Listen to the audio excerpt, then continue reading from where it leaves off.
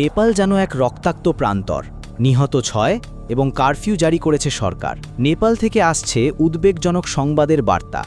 দেশটির তরুণ প্রজন্ম, বিশেষ করে জেনারেশন জেড, সরকারের বিরুদ্ধে ব্যাপক বিক্ষোভে নেমেছেন। এই আন্দোলনকে ইতিমধ্যেই জেন জেড বিপ্লব বলা হচ্ছে। মূল কারণ, নেপাল সরকার সম্প্রতি ফেসবুক, ইউটিউব, এক্স, পূর্বে টুইটার, হোয়াটসঅ্যাপ সহ 26টি জনপ্রিয় সামাজিক যোগাযোগ মাধ্যম নিষিদ্ধ করেছে। সরকারের দাবি, প্ল্যাটফর্মগুলো নিবন্ধন না করায় নিয়ন্ত্রণ হারাচ্ছিল এবং অনলাইন অপরাধ রোধের জন্য এটি প্রয়োজনীয়। তবে সাধারণ মানুষ এবং বিশেষ করে তরুণরা এটিকে ডিজিটাল স্বাধীনতার ওপর আক্রমণ হিসাবে দেখছেন। সোমবার 8 সেপ্টেম্বর 2025 কাঠমান্ডুর পার্লামেন্ট ভবনের সামনে হাজার হাজার বিক্ষোভকারী জড়ো হয়।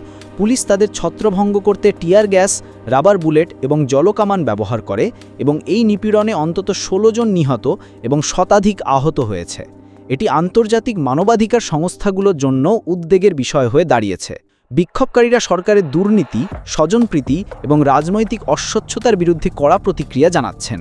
প্রধান বিরোধী দলগুলো প্রধানমন্ত্রী কেপি শর্মা ওলির পদত্যাগ দাবি করেছে।